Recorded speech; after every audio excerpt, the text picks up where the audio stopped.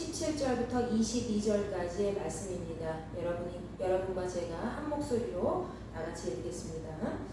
의인이 부르짖음에 여호와께서 들으시고 그들의 모든 환난에서 건지셨도다. 여호와는 마음이 상한 자를 가까이 하시고 충심으로 통회하는 자를 구원하시는도다. 의인은 고난이 많으나 여호와께서 그의 모든 고난에서 건지시는도다. 그의 모든 뼈를 보호하시며 그 중에서 하나도 꺾이지 아니하도다. 악이 악인을 죽일 것이라. 의인을 미워하는 자는 벌을 받으리로다. 여호와께서 그의 종들의 영혼을 속량하시나니 그에게 피하는 자는 다 벌을 받지 아니하리로다. 아멘. 오늘은 여호와께서 건지시는 사람들이라는 제목으로 여러분과 같이 말씀을 나누고자 합니다. 자, 방금 전에 저와 함께 읽은 시편 34편 말씀을 읽으면 어떤 느낌이 드시나요? 어떤 한 사람이 어려움에 휩싸여서 하나님 앞에 간절히 부르짖는 그런 기도의 모습을 우리는 상상할 수가 있습니다. 자, 그렇습니다. 이 시편 34편은 실제적으로 다윗이 적국의 왕 앞에서 쫓겨나서 지은 시입니다. 그것도 이스라엘 백성들을 가장 싫어하고 또 그들을 가장 많이 괴롭혀왔던 그런 블레셋의 왕 앞에서 쫓겨난 시가 바로 이 시인 것입니다. 이 시의 머릿말에는 무엇이 적혀져 있냐면 아마 여러분 성경책에도 잘 적혀져 있을 겁니다. 다윗이 아비멜렉 앞에서 미친 채 하다가 쫓겨나서 지은 시라고 표현하고 있습니다. 다윗이 아비멜렉 앞에서 미친 채 하다가 쫓겨나서 지은 시. 자, 여기서 아비멜렉이라는 표현은요, 일반적인 블레셋 왕을 통칭하고 있습니다. 사무엘상 21장이 그 배경이 되는데요. 사무엘상 21장에 등장하고 있는 블레셋 가드 지역을 다스리고 있었던 아기스 왕을 의미하고 있죠. 다윗은 왜 이토록 이스라엘 백성과 계속 싸움을 이어가던 그런 블레셋까지 가야만 했을까요? 그것은 그가 블레셋의 거인 이 골리앗을 무찔린 이후부터 그의 인생사를 살펴보면 잘 알 수가 있습니다. 그는 적국의 장수를 무너뜨린 이후에 이스라엘 모든 사람들의 입에 오르내리던 이스라엘의 영웅이었습니다. 그리고 사울 왕의 총애를 받으면서 많은 사람들의 칭송을 받았던 사람이었죠. 그러나 그의 인기가 급하게 계속해서 치솟아 오르자 이 사울 왕은 다윗을 지속적으로 괴롭히며 그의 삶을 억눌러 왔습니다. 심지어 다윗이 사울 왕을 죽일 수 있었던 순간에 살려주었음에도 불구하고 사울은 끈질기게 다윗을 쫓는 삶을 멈추지 않고 계속해 오다가 다윗은 지속적으로 쫓기는 인생이 되어버렸죠. 다윗이 이스라엘 사울 왕과 또 모든 사람 앞에서 사랑받던 사람이었지만 나중에 사울 왕의 질투와 시기심으로 말미암아 그의 눈밖에 난 사람으로 낙인이 찍힌 존재가 된 것입니다. 소위 도망자의 신세가 된 것이죠. 도망자라고 하면 도망을 치는 사람이라고 표현하지요. 즉 무법자로 표현할 수가 있습니다. 무법자가 되어서 정의로부터 피하거나 쫓기는 사람을 우리는 도망자라고 얘기를 합니다. 법을 어기고 잘못을 저질러서 도망치는 신세가 된 사람을 일반적으로 말하는 것이지만 사실 이 단어의 뜻은 다윗에게는 어울리지 않는 표현이죠. 그는 사울이나 그의 왕가에게 그리고 이스라엘 백성들에게 잘못한 점 없이 오히려 민족의 영웅이 될 정도로 나라와 민족을 사랑하고 또 모두를 위해서 싸웠기 때문입니다. 이러한 그가 사울 왕이나 또 그의 왕과 사람들에게 사랑받지 못하고 계속 도망치는 인생이 된 것은 너무나도 절망적인 현실이 아닌가 생각해 봅니다. 오늘은 다윗의 실제적인 상황 속에서 시편 34편의 마지막 단락을 보면서 우리가 여호와 하나님께서 건지시는 자들은 과연 어떤 특징을 갖고 있는지 같이 살펴보고자 합니다. 자, 시편 34편은 크게 두 부분으로 나뉠 수가 있습니다. 첫 번째 단락은요, 1절부터 10절까지의 말씀입니다. 여기서 시인은 다윗은 여호와 하나님을 찾는 자들의 그런 심정을 잘 표현하고 있죠. 그분을 바라보는 사람들이 어떤 자들인지 그 모습을 우리에게 나타내주고 있습니다. 자, 두 번째 단락은 11절부터 22절까지의 말씀이죠. 여기서는 하나님께서 찾으시는 사람들, 하나님께서 그분을 찾는 자들이 어떤 사람인지 명확하게 우리에게 말씀해주고 있습니다. 자, 시편 34편 1절 말씀 한번 보십시오. 그곳에 그 말씀에서 내가 여호와를 항상 송축하며 내 입술로 항상 주를 찬양하리이다 라고 다윗은 기록하고 있습니다. 자, 다윗은 그의 상황과 상관없이 여호와 하나님을 찬양하는 모습을 드러내고 있는 것이죠. 우리 같은 경우에는 어떻습니까? 사랑하는 가족이나 어떤 주변에 정말 아끼는 사람이라도 때로는 매일 좋은 감정으로 그를 대할 수가 없죠. 때로는 그가 불편할 수도 있습니다. 어떤 사람이든지 가족일지라도. 그런데 다윗은 눈에 보이지 않는 하나님을 항상 송축하면서 그의 입술로 하나님을 찬양한다고 고백하고 있습니다. 그가 왜 이렇게 하나님을 찬양할 수밖에 없었을까요? 그에게 있어서 여호와 하나님은 그의 일평생을 그와 함께 하셨던 분이었고 또 그가 어려움 중에 있을 때 그를 평안으로 인도하셨던 분이었기 때문입니다. 다윗은 어릴 때부터 하나님을 참 잘 찬양하던 그런 사람이었습니다. 그가 양을 칠 때 위험한 순간에서도 그리고 가정 안에서 형들에게 밀려서 막내로서 주목받지 못하는 인생을 사는 그런 상황 속에서도 언제나 집안에 잡다한 일을 하는 그런 상황에 놓여 있어도 늘 그는 하나님의 보살핌 속에 있었기 때문에 그는 그러한 이 영적 체험으로 인해 하나님을 더 깊이 신뢰하고 더 깊이 사랑할 수밖에 없었죠. 하나님을 1대1로 직접적으로 만났었던 다윗. 그는 하나님과 깊은 관계를 맺음으로써 더 친밀한 관계를 유지하며 살아왔습니다.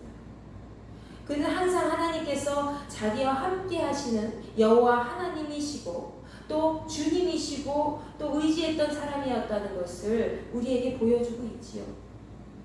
주님 이 시편 34편을 지을 때의 그런 배경과 같이 목숨이 위태로운 순간에서도 그는 늘 하나님을 찬양할 수 있었습니다. 왜? 그의 하나님이 그에게 요새가 되시고 구원자가 되시고 힘이 되시고 믿음의 반석이 되시고 영광의 존재이시기 때문에 다윗은 항상 하나님을 의지할 수밖에 없었다는 것이죠. 시편 34편 2절부터 3절까지의 말씀에서 다윗은 이렇게 이야기합니다. 내 영혼이 여호와를 자랑하리니 곤고한 자들이 이를 듣고 기뻐하리로다. 나와 함께 여호와를 광대하시다 하며 함께 그의 이름을 높이세. 즉 다윗은 자기 영혼이 황폐할 정도로 황폐함을 경험할 정도로 위기의 순간에 있어도 자기 영혼이 늘 하나님을 자랑하고 드높인다고 하였습니다.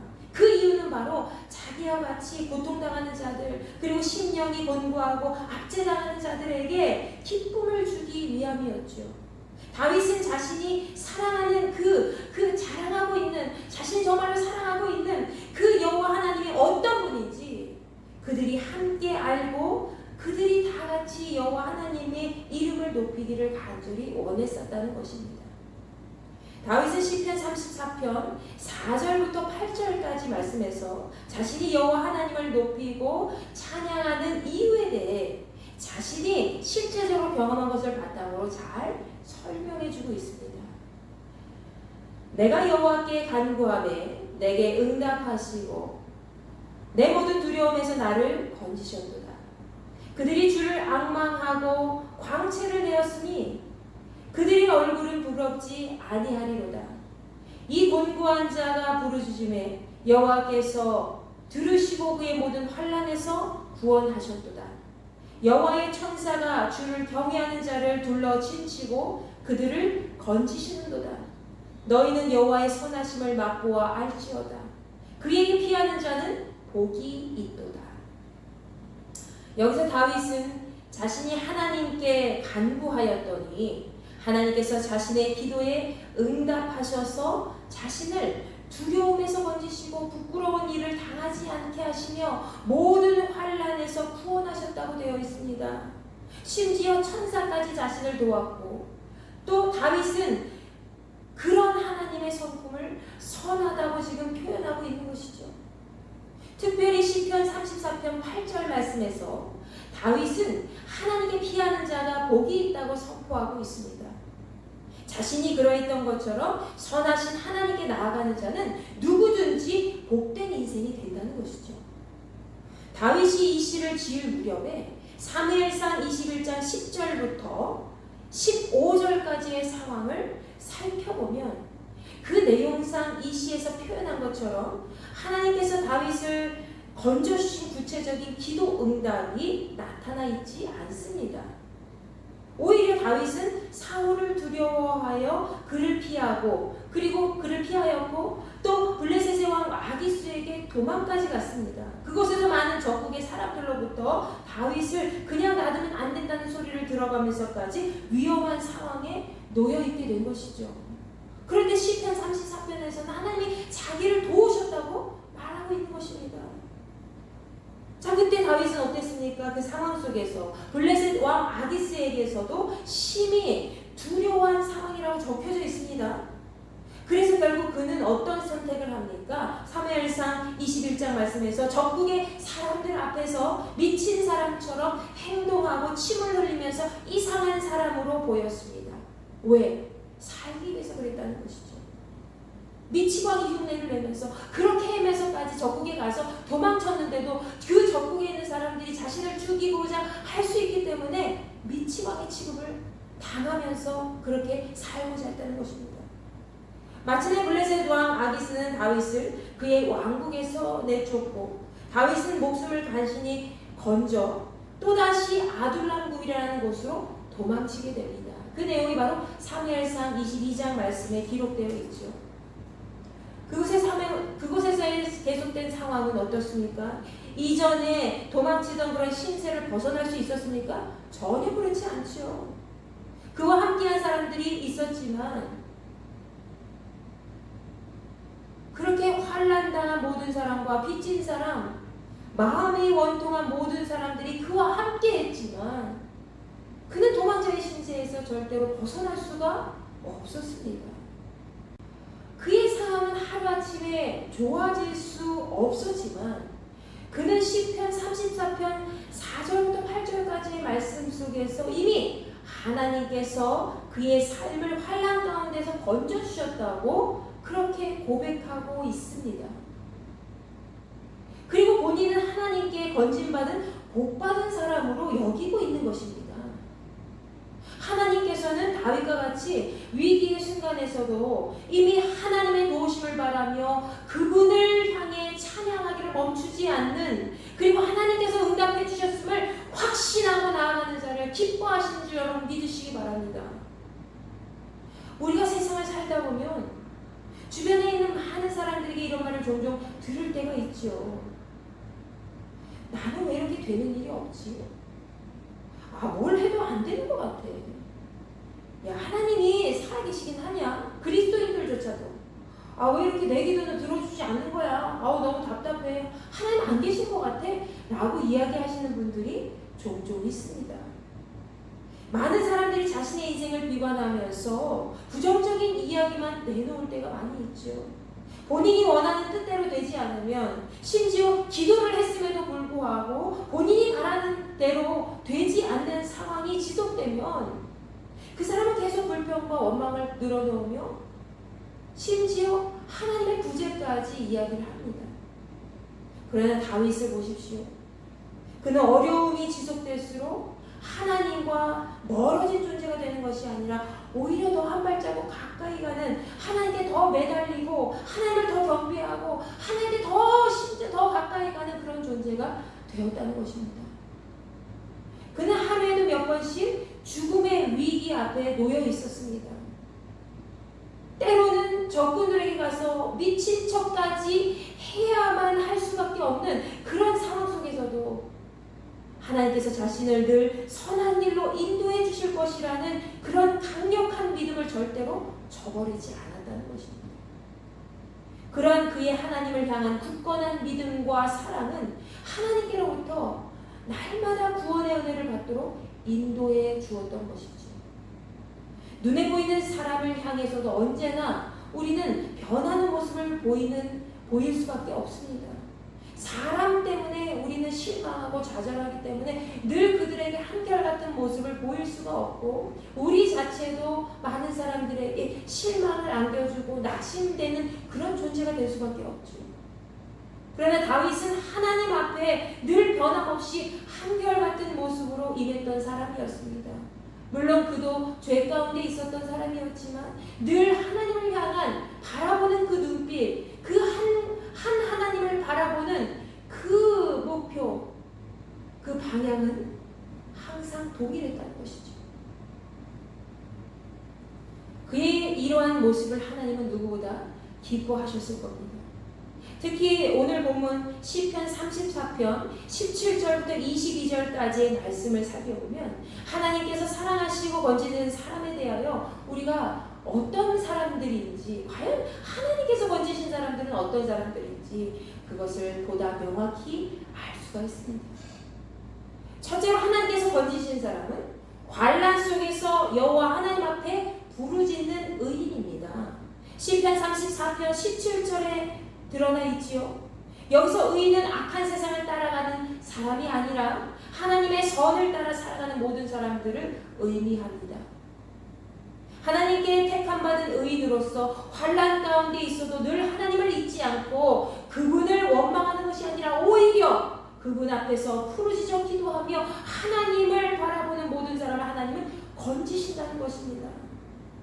세상의 모든 사람들은 고난을 피할 수 없습니다. 여러분과 저 역시 마찬가지입니다.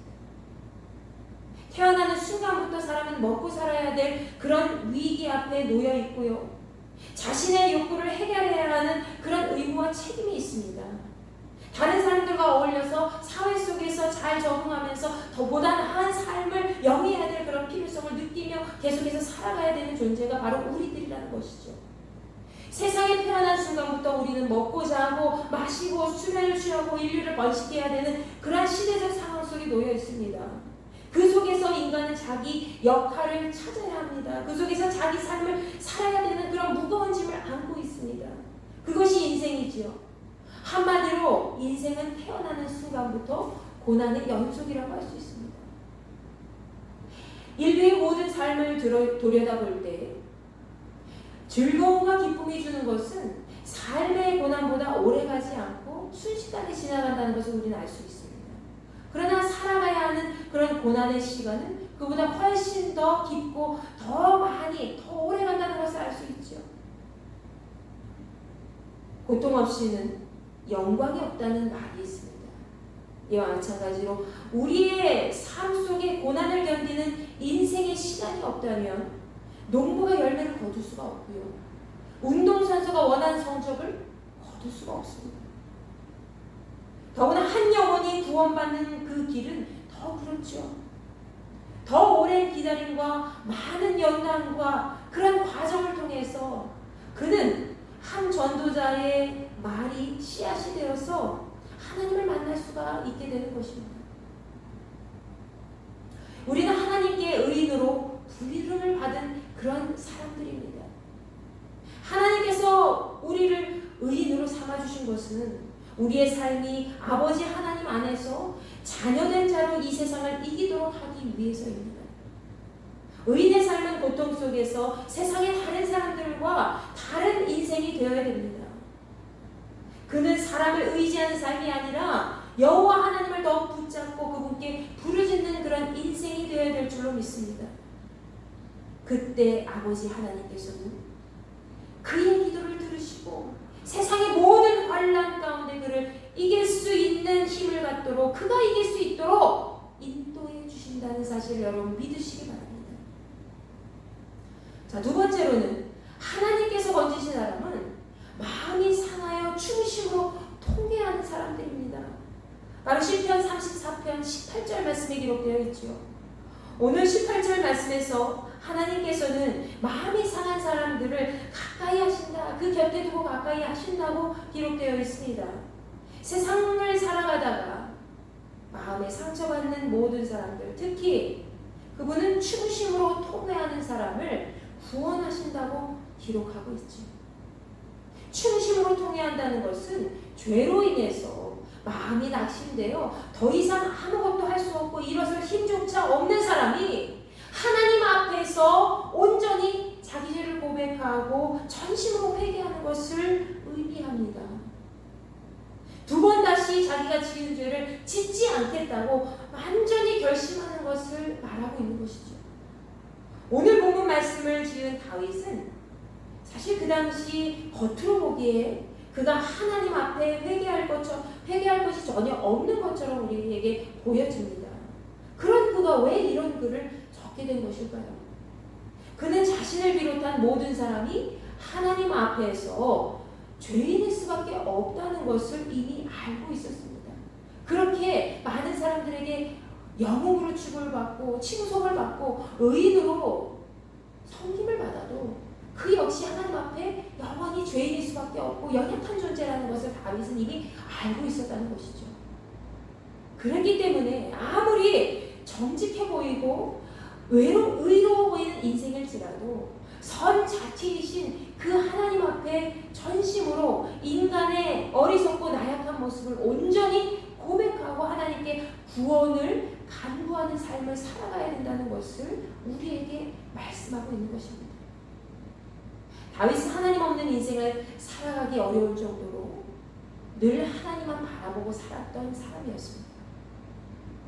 그런 그에게 있어서 하나님은 삶의 전부였기 때문에 자신을 무고하게 괴롭히던 사람들, 특히 사울까지 자신의 죄를 온전히 고백하고 하나님 앞에 통회하기를, 회개하기를, 돌아오기를 간절히 원했다는 것이죠. 그리고 그 주변의 모든 낙심자들이 자신의 상한 마음을 여호와 하나님 앞에서 온전히 내려놓고 구원의 길을 간구하길 간절히 바랬다는 것을 우리는 오늘 이 시를 통해서 알 수가 있습니다. 하나님께서는 마음이 상하고 낙심한 모든 자에게 구원을 베풀어 준 분이기 때문에 다윗이 경험한 그 하나님을 모든 낙심한 사람들이 알길 원했다는 것입니다. 자, 세 번째로 하나님께서 건지시는 그 사람은 어떤 사람일까요? 하나님의 의와 함께함에도 불구하고 인생의 어려움이 찾아올 때가 있음을 늘 알고 있는 사람이라는 것이죠. 나는 교회를 다니고 난 신앙생활 열심히 하고 나는 하나님을 만나서 지금까지 살아왔음에도 불구하고 나에게 고난이 찾아올 수 있다는 것을, 그 고난의 시간이 길 수 있다는 것을, 계속해서 어려움이 나에게 닥칠 수 있다는 것을 늘 알고 나아가는 사람이라는 것입니다.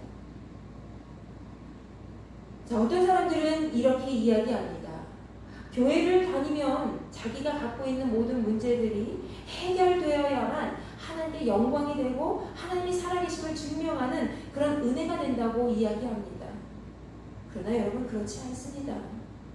여러분의 일이 풀리지 않아도, 여러분의 일이 잘못되어도 그 사람에게 있어서 그 문제는 인생의 큰 고비일 수 있지만 하나님 앞에서 그 고비는 그를 더 정결하게 만들고 더 큰 그릇으로 만들어 가시는 그런 인생의 가장 귀한 단계일 수 있다는 것입니다.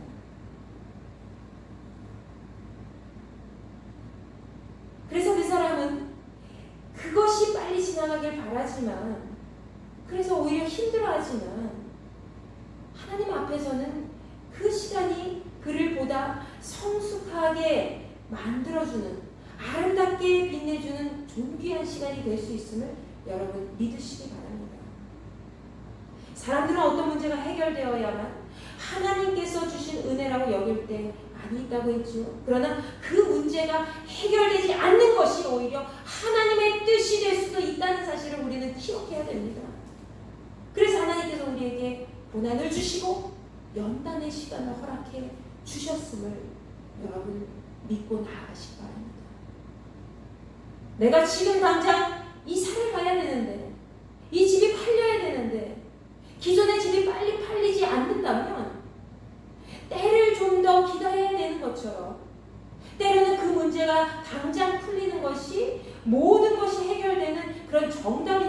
알고 있지만 사실 그 때를 기다려야 되는 시간일 수도 있다는 사실입니다.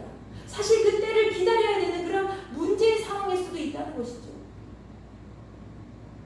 그래서 의인에게는 세상 속에서 똑같은 문제적 상황 속에 놓여 있어도 그 어려움을 풀어가는 삶의 방식이 달라야 된다는 것을 여러분 기억하시기 바랍니다.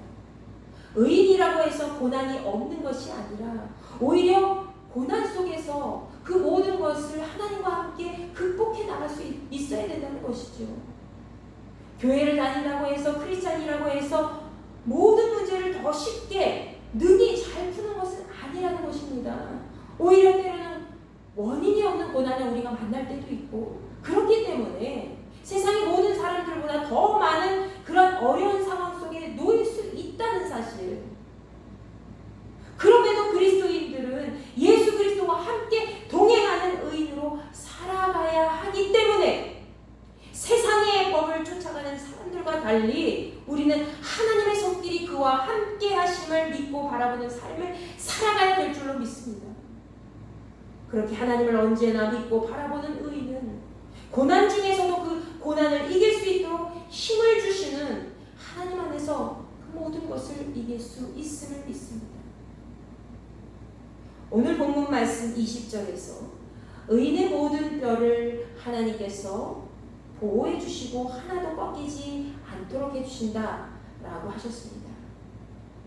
이 말씀은 구약의 제사 때 사용되어지는 희생 제물에 대한 부분과도 연결이 됩니다. 구약시대에 하나님께 올리는 그런 희생 제물의 공통점이 뭐죠? 바로 흠없는 제물을 올려드려야 된다는 것이었습니다. 이것은 곧 거룩하신 하나님께 드려지는 모든 제물이 온전해야 된다는 것을 의미하죠.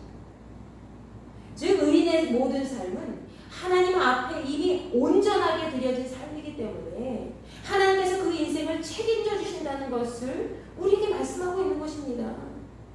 이것은 예수 그리스도께서 십자가에 달려 돌아가실 때 그 뼈가 하나도 꺾이지 않은 것과 같이 그와도 같이 연결이 됩니다.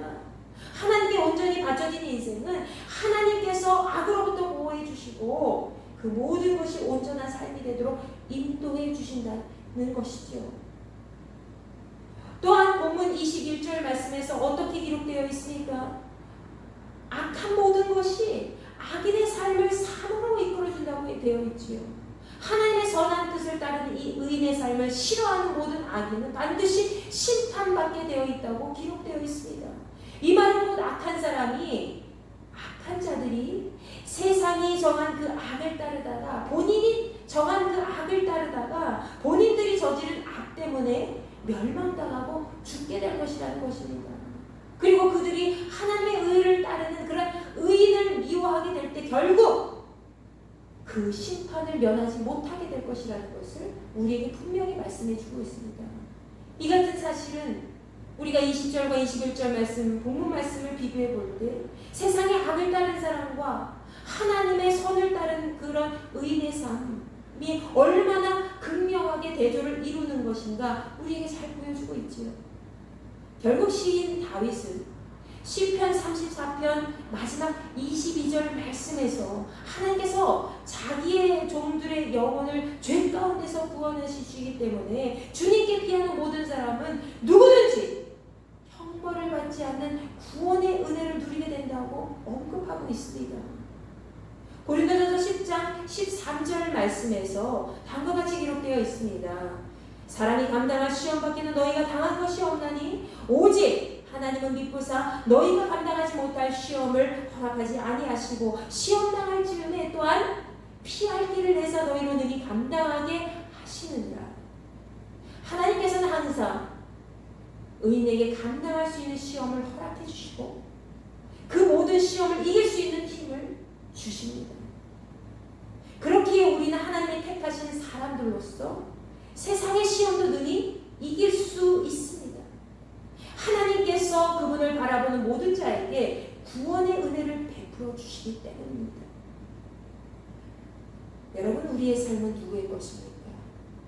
우리의 삶은 우리 여호와 하나님의 것인 줄 믿으시기 바랍니다.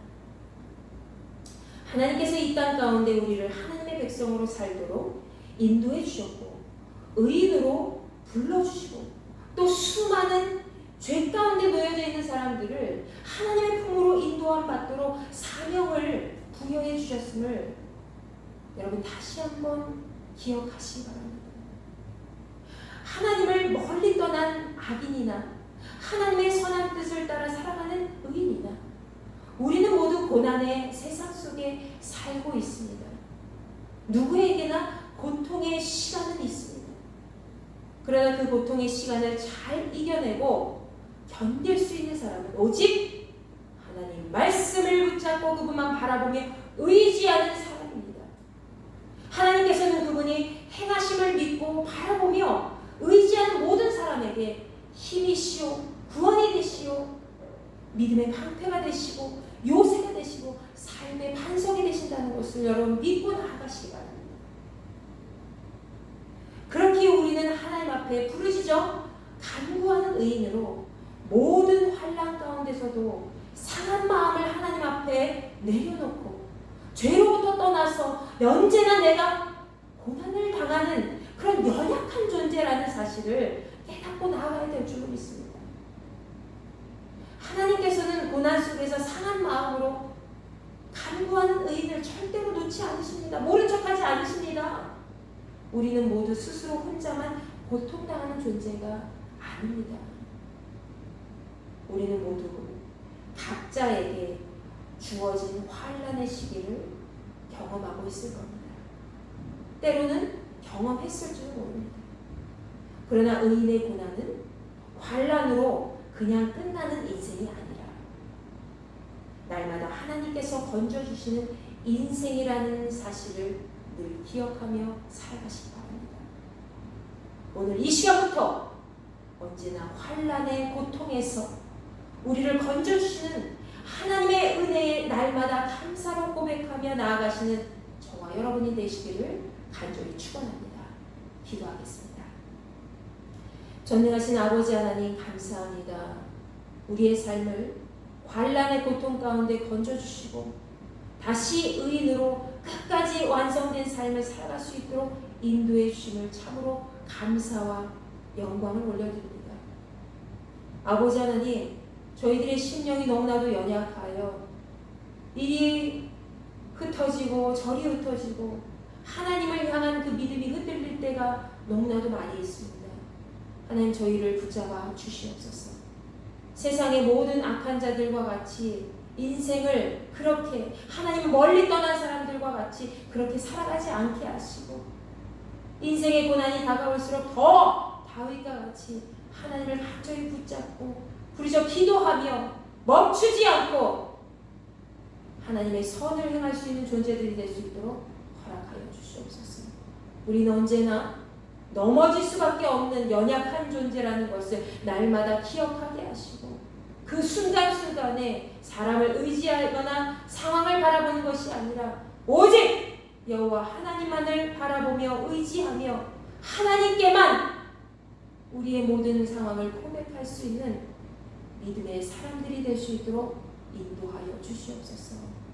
하나님 우리에게 힘 주시고 지혜 주시고 삶의 모든 고난을 이길 수 있는 능력을 허락해 주실 줄로 믿습니다.